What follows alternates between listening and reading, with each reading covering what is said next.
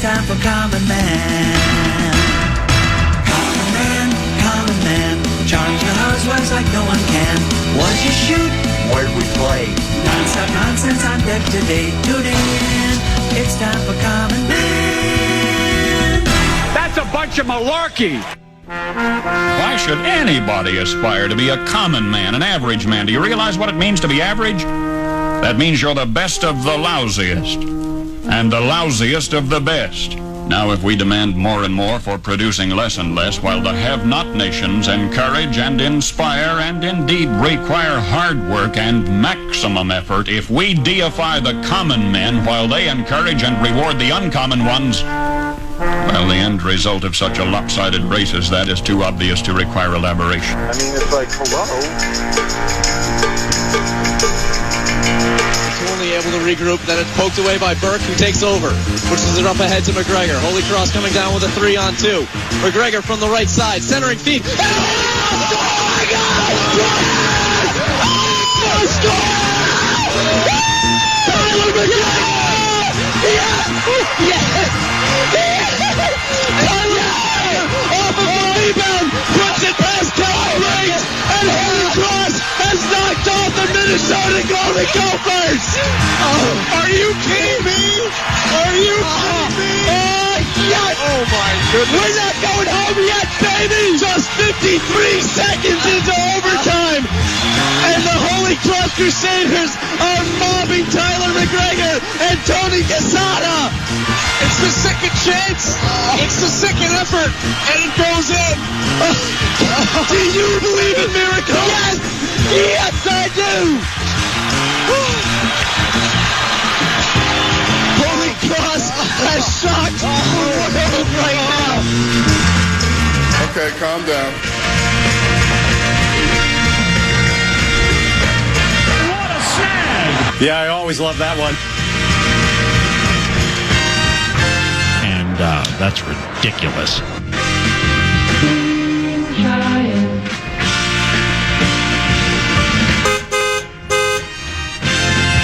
Jet lag disadvantage. That's interesting. I'm going to say something controversial. That's interesting.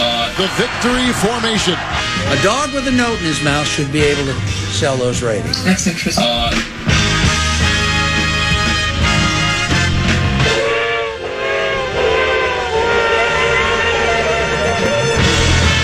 Rosa, you don't know nothing.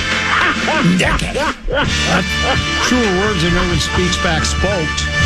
He's the clown from Brown. He's the fourth in the north. What do you mean? This is the common man, Dan Cole. You know, tend to be, after a while, things become extinct. The dodo bird, dunzo. Dinosaurs, dunzo. Minnesota Vikings playoff chances this year, dunzo. Finally, something's dunzo. I think it's the last person on the planet who has not been able to check their emails on their phone. Dunzo. Hip Cricket is back. I can check my emails on my phone. Well, at least temporarily. I don't know if it's going to last. There are several steps I had to take to do it. I was walked through it by Chad Abbott. And he did it only for selfish reasons because he just didn't want to enable me anymore. He didn't want to take the time. All he had to do every day is just go ahead and trigger Hip Cricket. What do you think I like better, Tony? Using Hip Cricket or saying Hip Cricket? Probably saying. I don't even know what hip. Well, it's a text messaging application or whatever that we have here at the fan, and I don't know why they came up with the name Hip Cricket, but that's what it is. And I can now check. And somebody even. And all is right with the world. Well, yeah. I mean, someone even before the show even started, or right when it started, just wanted to see if it was working. Said testing 1, 2, 3. I think they were checking to see if I had figured it out yet. It's only taken about a week, but hey, we got it back, and I'm pretty happy about that. So yesterday, before we were rudely interrupted by the head coach of the soon-to-be big game world champion Minnesota Vikings, I was discussing my commute home. Wheel of Topic landed on it. Yeah. And we were talking about GPS system. Here's because I was doing the whole thing, the greatest invention ever, wheel, fire, then handheld computer, which doubles as a communication device. Then within that device, GPS is one of the more remarkable advances. And it's probably not that big of a deal. They've always had that kind of technology, like for the military. But for the average human being and not to have a map or go to the gas station and ask the stupidest guy in town where you are, you just type in an address and a map appears on your phone or on your dashboard if you have it wired through there. And then somebody will talk to you. And then you can even change if it's a male voice, a female voice. You can even change the dialect. For a long time, Deuce had it was English. Take a left on Radio Drive. And you can do however you want. But I've just got some standard robotic woman with is it a United States accent? Is that what we have? Sure. American accent. And it will pop up. So as I'm leaving here the other day to go home on that on snowstorm day, first thing it says is it wants me to take Highway 100. Then all of a sudden it says 100 South is closed. Well, 100 South wasn't closed as I decided to go 394 to 94. I can see people are on 100. Now it's moving slow. Why did it? Then later it told me 94 was closed. Well, I'm already on 94 and it's fine. Now maybe it meant it feels like it's closed because it's like a parking lot, but it wasn't closed. But here's what happened. Here's what GPS doesn't know. So I decide I'm going to take my own shortcut, right? So as I'm going down, do you know why they call it Spaghetti Junction, Tennessee, in St. Paul? Sure. Do you know why? Say no. No, I don't. Well, it's because that's where a lot of Italian people live. It's like Little Italy. It's like the Little Italy of St. Paul. That's what I guess. So going through Little Italy in St. Paul, I don't want to go through there. So I go downtown, get on Kellogg, boom. No, I didn't do Kellogg this time. Usually I do Kellogg to Eagle. This time I did 10th to Jackson, okay? Get on Shepherd Road. And once I get on 1061, it says, I usually go down to Bailey Road. It says, take a left on Lower Afton Avenue. Left on Lower? Okay, maybe they know something I don't. But then once I get to Lower Afton and take a left, it says, take your first right on Point Douglas Drive East. And I'm like, well, why is it taking me down Point Douglas Drive East? This doesn't make any sense. But I go, I'll play along. So I go along, and then it says, go left on, I think it's Highland Avenue or something like that. And I go, are you familiar with Lombard Street in San Francisco, Tennessee? Sure. I think I've been there. It's straight uphill. Highland Drive, or whatever it's called, is the Twin Cities equivalent of Lombard Drive. I'm like, well, I can't. It's snow-packed. It's still... And sure enough, I get to it, and there's 5 cars waiting to go up the hill. And there's one person sliding backwards down the hill, okay? So that person gets to the bottom, doesn't hit anybody, and they right away learn their lesson. They do a U-E, and they go back the other way where I just came from on Douglas Drive, Point Douglas Drive. So then the other cars start going up the hill, and I'm watching. Now, I pull up to the back, but I'm waiting at the bottom of the hill. I'm not going to get in that line, so I'm watching. And I see 2 people get to the top. The third person obviously didn't go to the Skip Barber Racing School because they get halfway up the hill and they start sliding backwards. And there's a car right behind them. The car behind them is panicking. I didn't even wait to see what the end result is. I just immediately said, I know I can get up that hill because I'm a Skip Barber Racing School graduate. But right now there looks like mass carnage, right? Yeah. So I spin back around, go back down Douglas, take Upper or Lower Afton Road up, and it still wants me to keep going right. It wants to take me to Highland. And Highland doesn't even make... Because there's no traffic there. Well, there's no traffic, but it really doesn't even make any sense. You're right, because there's no traffic. There's so what GPS, I don't think, knows, they don't know road conditions. They might know detours, but they don't know it's a blizzard. So you can't always trust it. So there are flaws in the system. There are. And... I got home safe and sound, but I don't know what happened to those people down there. Because that happened to me going up Bailey one time too. This is years ago when I had a little Nissan Altima, real light car. I slid backwards. I was going up out of the top, and I started coming backwards, and I had to pull over, just take it over to the shoulder, slowly back it down, and then go the other way because you just couldn't make it up. It was like glare ice. So I had an adventurous time getting home. What is normally a 35, and we're all in the same boat. Yep. What's a 35-minute drive took me almost 2 hours. How long did it take you to get home? It took me an hour and a half. And you're normally... I mean, if there was no traffic, Right. it's like a 23-minute drive. Yeah, okay. But, that never exists at that time of the day. So it was equivalent to driving to St. Cloud on a perfect day, is what yours was. Because from Worse, here, yeah. because from here to St. Cloud's about a 90-minute drive, or maybe not quite from here. From Woodbury, it's a 90-minute drive. Well, I had to get coverage. Ingrid's still too young when she gets off the bus, right? Like you got to have a parent there. She's a kindergartner. You got to have a parent there. Okay. I wasn't able to be there for that time, so I had to call Grandpa and Grandma and say, "Hey, can you come on over and get Ingrid off the bus because I'm not going to be there on time." Yeah. Someone says, "Common, that is the beginning of Snelling Avenue." Huh? Highland Drive is not. Huh? What are they talking about? I don't know what they mean. That is the beginning of Snelling Avenue. I don't know what they're talking about. But anyway, is there a hill at the beginning of Snelling? Is that what they're saying? I don't know, but no. I mean, because I'm talking about off of 694, all right, off of 61, 10. Over by over the Woodbury when you're getting over to Woodbury. Or you've got the metal recycling plant there, and you got the railroad yard, and you have the barges and all that. I'm talking. It's way past Snelling, way past Snelling. So anyway, safe and sound we are. I hear the temperature is going to plummet. It's going to be just beautiful on Saturday night. So that's another thing this year. There we do have plenty to get to today, Tennessee. Boy, yesterday Rose and I were talking about the Gophers Purdue game. Minnesota Golden Gopher men's basketball team coming off a upset of number 22 ranked Indiana, taking on 6th ranked Purdue. They coming off an upset loss to Iowa State, and that's what dropped them from 1st to 6th. I told Rosen I think the Minnesota Golden Gophers can hang with the Purdue Boilermakers. Well, I was half right. We'll explain and get to other topics as well here on the Common Man program on The Fan.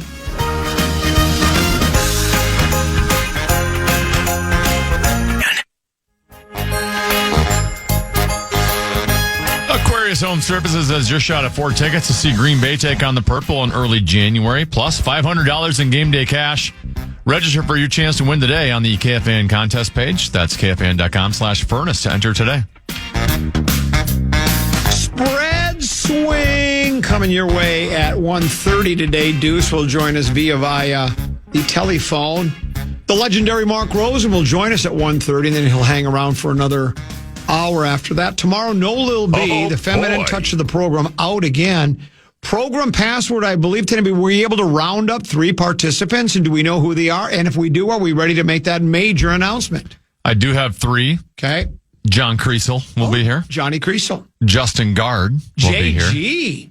And the always energetic Zach Halverson will bring some of that energy to Program Password tomorrow. I got a lot of enemies. They're draining all my energies. So we've got that coming your way tomorrow. So yesterday, when we last left our hero, which was me, I looked at Rosie, and Rosie was basically, he was basically saying the Gophers have no chance, right? Without saying they have no chance. And I was like, well, now wait a minute now. They just beat number 22 ranked Indiana. And I know it's early in the year. The rankings are subjective. Just because you're rated 22 doesn't mean you're the 22nd best team in the country, but you're highly regarded. And the Gophers upset number 20. We stormed the court, which again, Rosen agreed with me and I was stunned. I tried to get him to rip the storming of the court. See, because I think we've talked about this before. Everybody likes to make fun of student bodies that storm the court when they don't think it's really worth it. Like, you could make the argument that if you beat the number 22 team in the nation, that's really not worth storming the court. But kids, they're just college kids. You just do things, right? It's just for fun. You just go, let's go storm the court because it's. I'll put it this way: there are a lot of kids going to colleges where if you don't storm the court when it's really not deemed necessary by the adults, you'll never storm a court, right? I mean, well, here in Minnesota, you never know you're going to have that chance. That's again. right. That's my point. So it's like, if kids want to storm the court or storm the field, let them do it. I don't. It doesn't bother me at all. And that's how I've always felt. Rosen seemed to appear to agree with that.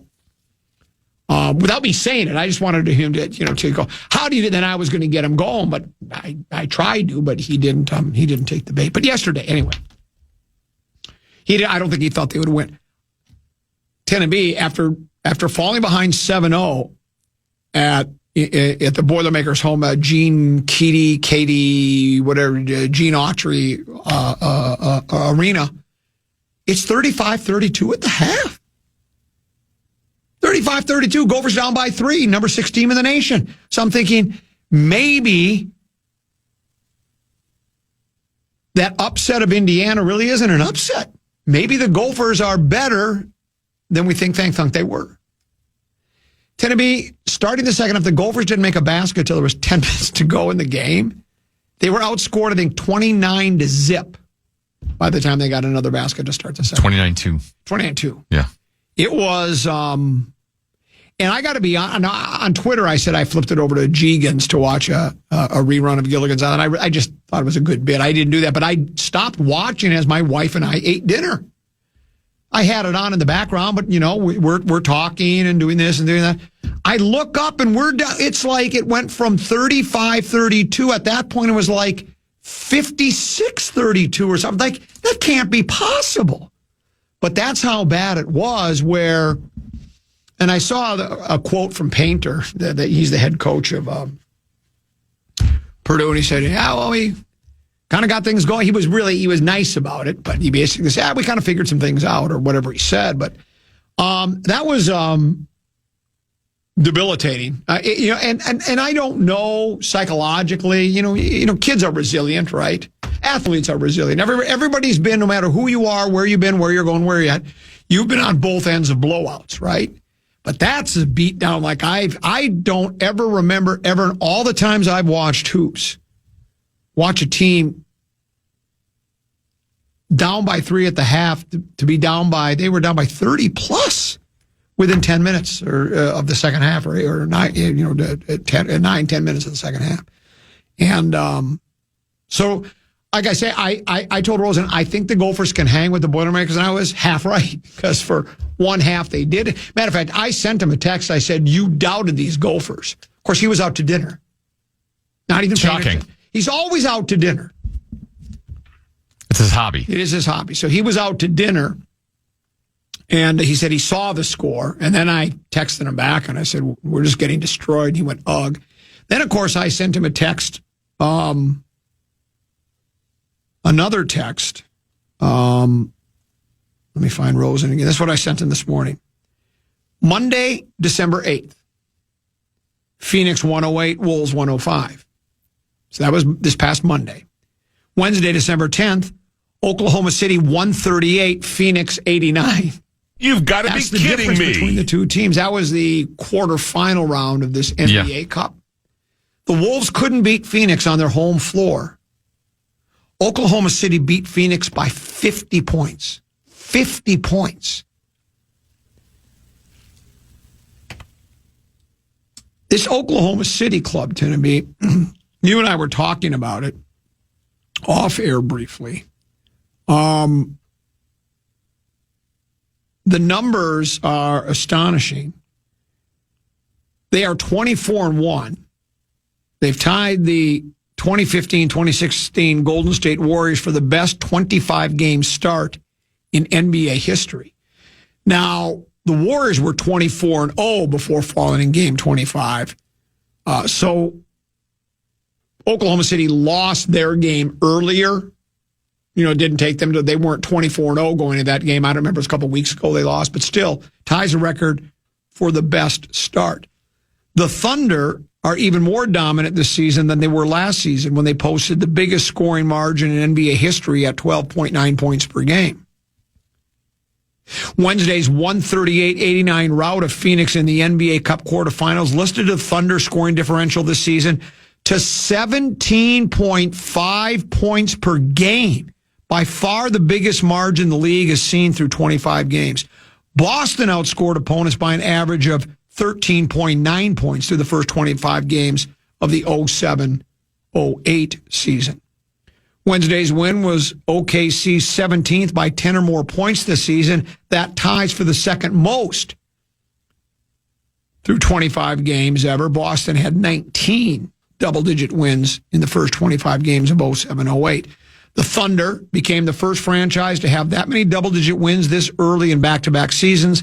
They also had 17 such wins in the first 25 games of last season. And with 5:25 left in the fourth quarter, the Thunder went up 128-78. That's the first time a team is led by 50 points in the NBA this season. They would go on to lead by as many as 53. Their biggest lead in a regular season game last year was 44. They did have leads of 49 and 56 in playoff games. Were any of those against the Wolves? Because we lost 4 to them last year, right? No, we never got to play them, did we? No, we lost in the Western Conference Finals. Yeah. I don't know. That's OKC. I don't know if we lost 49. If we were one of those, if the difference in any of the playoff games, because they had 2 games in which they had leads of 49 or 56. I don't know if the Wolves were the victim of one of those leads or not, but. And, Rose and I were talking, yesterday we were talking on the air about how, well, they're just in a different stratosphere. Well, yeah, but I was trying to say to them, they still put on their basketball shorts and their jerseys one leg and one arm at a time. It's like, because Rosen came back with the old, the Wolves, when they lost earlier to the Thunder, they didn't lose by many. It was a 3-4 point game. Well, that means they can play with them, but it's all about effort and wanting to do it game in and game out. OKC does. And the Wolves aren't the only one. I'll give you another example on the other side of the break. I think it's running rampant. I had no idea it was all over the NBA. It's sad, really. By the way, if you had talked Vikings that segment, who would have been brought to you by? Oh, well, I can do that next segment. Okay. We'll do Peek at the Purple, brought to you by Affordable Electric. We'll do that on the other side of the break because I got some controversial Viking news. We'll do that next here on the Common Man program on The Fan.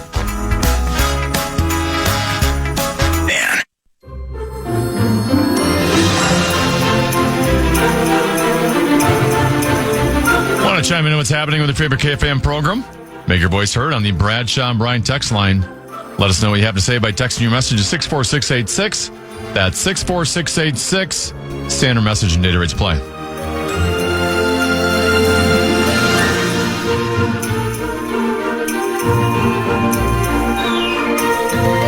Couple 13-14 past. I'm Common. He's Tennessee.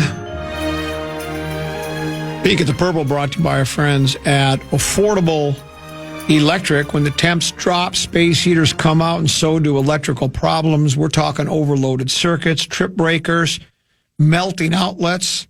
They're more common, pardon the pun, than you think.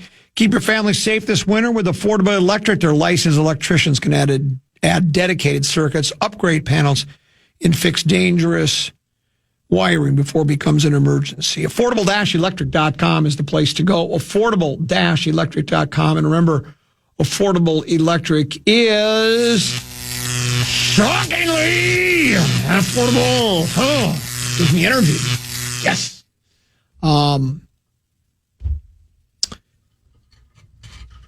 Alec Lewis writes Vikings for The Athletic. You familiar with The Athletic, Tennessee? It's a New York Times bought it. I wonder what they paid the guys that started The Athletic. If I even have the story correct. I thought it was told just 2 guys, not 5 guys, that's a hamburger place, but 2 guys came up with the idea of, let's do a online sports site, or whatever they call them. And anyway, they hired the best writers all over the country, and now they write, and I think the New York Times bought it. It's a wonderful thing. And Alec Lewis is the Vikings beat writer for The Athletic. The other day wrote a story regarding the Vikings and what they're doing offensively now. Headline of the piece is Vikings coach Kevin O'Connell's formula worked versus the Commanders, but is it sustainable? In other words, as we talked about, for lack of a better phrase, they sort of dumbed down the offense. They made it, because, with listening to KOC yesterday, did you hear him when he started doing all the inner football talk? I know. I had no idea there was even that much inner football talk to talk. I mean, he had. I couldn't even begin to recite the things he was saying about different formations and different looks and different plays and different this, kind of letting everybody, I think, know how complicated it is. And what Alec writes here is, the challenge for O'Connell and the team in 2025 has been transitioning to a less potent formula with a smaller margin for error, a scheme that's less explosive but more efficient. Sunday's result against the Commanders establishes as a viable strategy, which has always seemed a wise approach with young quarterback J.J. McCarthy as the starter. It also underscored the need for this formula to be sustainable. O'Connell admitted Monday, quote, you have to have a pretty unique plan. And, one of the questions that I'm hoping someone will ask the coach eventually is, do you think you should have done the simplified plan a lot earlier? We saw that his mechanics, I mean, I didn't see it, but we were told, that they saw it, dragging his foot, and he doesn't have his eyes, and he does a leg whip or something when he throws, and he doesn't keep his eyes and his feet aligned, and all these different things like that. And then you mix that with a young kid who played in a less complicated offense in college, particularly he played for a team that basically was a running team that just passed when necessary, or to keep, play action to keep the defense honest and not always to just stack up against a run, because Harbaugh, when he was a coach there with McCarthy, liked to run the football. But that question has not been asked of him yet, and I guess it doesn't matter. But it is sort of kind of a dilemma, Teddy, because it worked really well against the Commanders, who, let's face it, the Commanders were not very interested in the game. They'd lost 8 or 9 in a row. I'm not saying they weren't trying, but it worked to perfection. It worked. But is it sustainable is the question, because they're going to have to probably, I don't know if you'd call it baby steps. They're going to have to take those training wheels off eventually to get McCarthy to be able to execute the kind of offense that the Vikings want and what they've been built for. That's why you have Justin Jefferson. That's why you have Addison. That's why you have the wide receivers and that vertical downfield. I think, what was the number? Nobody throws the ball in the air further downfield than the Vikings on average. I mean, they don't throw, guys 4 or 5. The time in the pocket before they release. Yes. Yeah. And they always longer than everyone else. Because they throw the ball further down the field in the air. And so we'll see. And again, how quickly do you make that transition? I don't know. We'll have to see what happens on Sunday. We'll be waiting all day for Sunday night, Vikings at Jerry's World to take on the Cowboys. Cowboys defense, in watching the Lions-Cowboys game this past Thursday night, or a week ago today, they were talking about how Dallas's defense had gotten better the last couple of games. Did they beat Philadelphia? They won 2 games in a row. I think they beat Philly and somebody else to put themselves back in the playoff picture before they played Detroit. Their offense is very explosive, right? But they had trouble stopping people. But then the Lions scored, I don't know how many they put up against them. Was it 44? 44, and they put it up against them. So again, maybe they'd kind of regressed to where they'd been before. So it's, at least statistically and on paper, not a really good defense, which should bode well for McCarthy and the Vikings. But we'll see. This is a team that's still, even though their playoff percentage, and I don't know what it is, their chances of making the playoff, they always have these numbers, right? What percentage. I don't know what the Cowboys is, but they're on the outside looking in. They need to run the table probably and get some help along the way. But I guess you keep giving it the old college try until you are officially eliminated. So they should have a team that's more interested, national TV. It's at their place. Then after that, it's Giants here, I believe, or is it Giants? It's at New York. It's at New York with the Giants. And again, the Giants are sort of in a position that the Vikings kind of are in, as far as they're trying to because Jackson Dart is going to be their quarterback in the future, right? Yeah, so they should have their guy. Yeah, so they're trying to help him grow in his game. So I think the Giants they'll be giving it the old college try. And then after that, is it Detroit and Green Bay or Detroit and Chicago? It's Detroit and Green Bay. And, depending upon the result, and I think Detroit's going to get crushed this Sunday against the Rams at Los Angeles. Maybe not, but it still could be a game that Detroit needs to win. And Green Bay certainly will be a game. I would imagine we won't know till then. Green Bay's making postseason play. It's just where will they get their seed, and will that game have seeding? That's what I'm looking for. Will they be able? Will they be able to improve their seed with a win? In other words, if they're the 3 seed, no matter if they win or lose, okay, they probably rest guys, right? Want to be fresh for the playoffs the next week, especially if they don't have the number 1 seed overall. They got to play the opening week. You rest some guys, which would, again, make it less difficult for the quarterback to grow in his game. Though I would rather see him playing in games in which the other team, because that can be a bit deceiving then too, right? If you're playing a team that, let's say Green Bay's got a playoff spot locked up and they can't move up or down in the seedings, well, they're probably going to play a lot of they'll play their starters for a good portion, probably the first half. After that, they'll kind of pick and choose, I suppose, at that point. And then the kid's not really playing against a team that's showing them everything. So, but yeah, that is the thing. Is what they're doing now sustainable? I don't think it is. I think because that offense isn't your personnel and O'Connell, what he likes as a play caller. What they're doing now really isn't his bag, right? No. So we'll see. But Sunday, our pregame starts at 5. We'll be waiting all day for Sunday night. It will be 7:20. You have some gettable defenses coming up. Yes. Cowboys have one of the worst defenses in football. Right. Well, like I say, Giants. Well, like I say, though, what they were saying is their 2 games before that, their defense took a step forward. They improved. They came back to the pack against Detroit. But their first, whatever broadcast crew does the Thursday night game, Herb Street and Michaels, is that who it is? Or is it Michaels and Collinsworth? Whoever it is, they said that the Cowboy defense had played much better their last 2 games. But you're right. They all year have been a bad defense, but they were pretty good up until the Detroit game the last 2 weeks before that. And by improvement for Dallas, that means giving up 28 to Kansas City and 21 to Philadelphia, which right. And 21 to Philadelphia, so you're giving yourself a chance to win, and it's better than what they'd been for most of the season. But they've given up 40 points multiple times this season. It says, Common, no hurry to take the training wheels off. Sean Payton still has training wheels on Bo Nix. And with a defense like theirs, coincidentally, the Vikings also have, it works. Sunday, he completed 31 passes with an average of under 7 yards per completion, but Payton knows what he has and builds around it.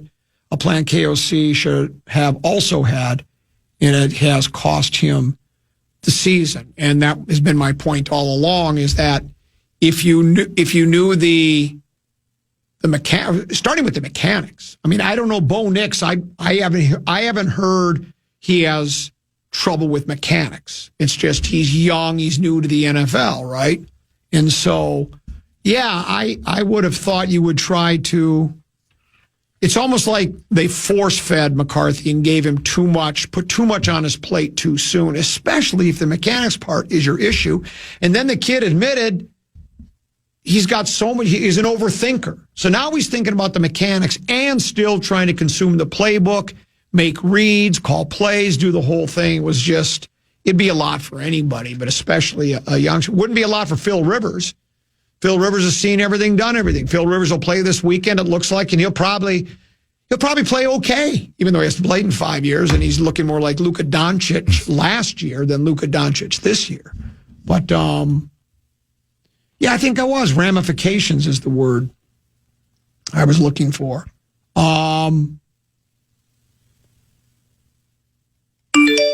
Lieber answered that this morning. He said Vikings wanted JJ to play in their system. System is too fast, so now they dumbed it down. Well, no, I know that. I've answered that question myself. Yeah. It doesn't take Lieber. What I'm saying is, why did they want him to play their system? If they did you should have known he wasn't ready. You have to know that. And then when you add the mechanics into it, that's what threw it all off. And my point is, I think the coach, and it's not the end of the world. It's one season. We probably, with a rookie quarterback, and he's basically a rookie, probably weren't going to get to the big game. But when you're coming off a 14-3 season and you make the kind of free agent acquisitions you did, they spent more money in free agency than I think anybody. I think there's this number going around like $300 million committed to the team and this and that and the other thing. It's like, well, your window, you're playing to win, and then you just put too much on the kid's plate. What I texted or tweeted during the game on Sunday, and I stand behind it.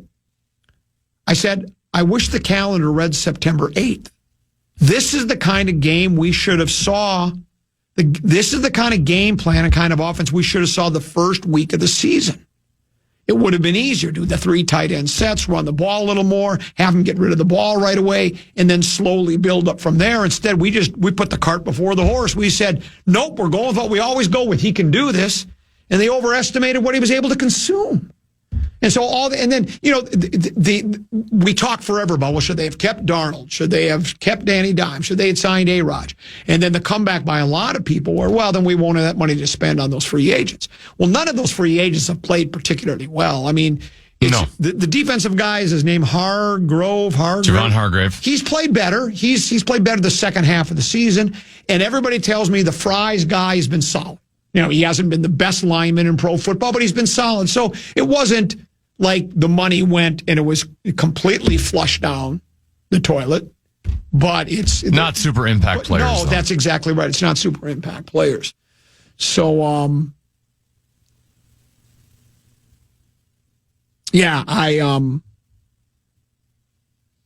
this one says, Cowboys have 2 great run stoppers now. Brandon.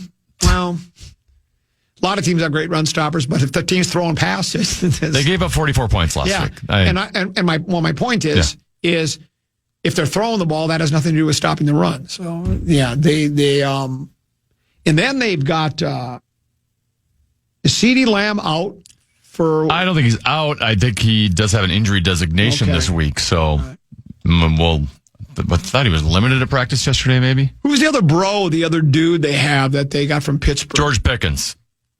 And that's been a great addition for them this year. Yeah. He's had a fantastic season, especially since CD hasn't been completely 100% all year long. The Pickens thing. But that's given them, they've kind of just had CeeDee Lamb before, and that's it. Right. And George Pickens has definitely given them basically like a second number one. And Dak Prescott's having a pretty good year. Yeah. They don't have a running game that's going to scare you very much, which I think from a Viking standpoint is good. It seems like teams that beat up on the Vikings can run on them. But Javonte Williams isn't going to scare you. Well, I thought I read a story coming off of the last game in which Lamb left the game where Pickens can be one of those malcontent kind of guys. Is that true? I mean, like they even said it comes across that way. Yeah, well, what it said was late in that game against Detroit, he just kind of went through the motions and didn't even try to run a pass pattern. I mean, he was just like they thought he just basically gave up and quit. And so I've read something where, matter of fact, I think maybe it was a national story, and then I think Fish Wrap picked up on it. I think Craig wrote about it because he was extolling the virtues of our guy, Justin Jefferson. It says, here's what Craig wrote. It said, analysis, Justin Jefferson was one of the NFL's easiest $35 million a year decisions. Compare that with the choice Dallas faces with wideout George Pickens. Here's what he writes about Pickens. It says, Kirby Smart, his coach at Georgia, called him selfish and undisciplined. Mike Tomlin, his coach with Pittsburgh, said he needed to grow up and then traded him to the Cowboys when he refused to mature and prove he's worthy of the hefty raise that comes with a second contract. With 78 catches and 1,170 yards and 8 tutties, Pickens is having a breakout season, but he's also coming off another controversial game that left many once again questioning his effort and character. Former Seahawks cornerback Richard Sherman got the ball rolling after the Cowboys lost to Detroit. From the post-game sideline set, he eviscerated Pickens, saying, quote, he looked uninterested in playing football. After CeeDee Lamb left with a concussion and Ryan Flournoy stepped up and led the way in catches and yards. Pickens caught 5 of 9 targets for 37 yards. He gave up on a deep route late in the game and was confronted by Dak Prescott on the sideline. This, of course, is nothing new. The Steelers fined Pickens more than $200,000 in 2023, the year he infamously refused to block for running back Jalen Warren near the goal line because he didn't want to get hurt. So while Pickens is a real talent, he also seems to be one of those diva-type wide receiver guys. And he fell in the draft for those very reasons. If you recall, in that 2022 draft, he was a Purple Prey selection of mine. Yes. When I was studying the All-22, the 22 wide, I thought he was physically the best wide receiver in that draft. Yeah. And he ended up being the 11th wide receiver taken off the board midway through the second round. But Drake London, Garrett Wilson, Chris Olave, Jamison Williams, Jahan Dotson, Traylon Burks. Those guys all went in the first round ahead of him. Christian Watson for Green Bay. Wan'Dale Robinson, John Mechie for Houston went ahead of him. Tyquan Thornton in New England. And Pickens was the 11th receiver taken. But from a pure just skill athletic standpoint, he was up there with all of them. Does Pickens wear number 12? I don't remember what his number is. Well, the reason I ask is if you remember, Amon-Ra St. Brown wears 14 because 13 wide receivers were taken before him, so I thought maybe Pickens did the same thing. Why do I feel like he's number 19? Yeah, he might be. He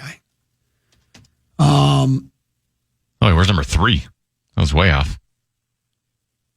Someone says if you mention Purple Prey, you have to play the song. By the way, have you heard Nordo's new Christmas song? I thought I heard it in the overhead speakers. I did not hear it.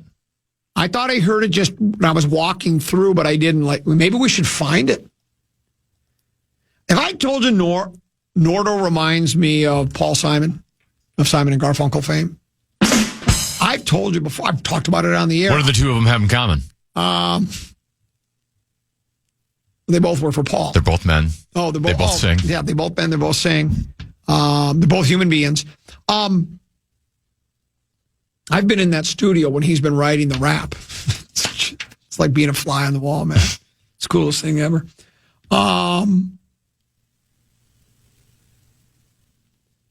Here's a text message that says, I'm sure the Vikings grilled JJ in the pre-draft evaluation, meaning he aced all their questions about the playbook they want to run. If he aced it and felt comfortable talking KOC's playbook, then why wouldn't they implement the Vikings playbook to JJ? JJ failed on the field. KOC probably thought he could fix the skill mechanic. Again, somebody's sticking up for the head coach. Okay. Well, they've had him in the building for 2 years. This is year 2 now. It's not like you just showed up in April and you put him out there and you immediately put him in your system. It's just astonishing to me where this is what happens too. You get a new coach or a new manager, whatever the case may be, and he does some nice things early because he has done some. He's a good coach. But then it's like there's no criticism you can levy on him. You can't do anything wrong. Can't do anything wrong. They did something wrong there. It's obvious. When we return, well, and I'll go back to, I still think it's possible KFC knew all this going into the year, wanted to go get Aaron Rodgers, and didn't get approval from all the other decision makers, and now he might be stuck with them when maybe he didn't want to be with them that whole time. That could be it too. And we'll probably never know until I write that book. Did I tell you I wrote a book? It's sold out. Purple Prey, or not Purple Prey, but Peek at the Purple. Brought to you by our friends at Affordable Electric. For all of your electrical needs, affordable-electric.com. 10 to be 534 on the side of the break. Yeah, Joe Burrow had some cryptic comments yesterday.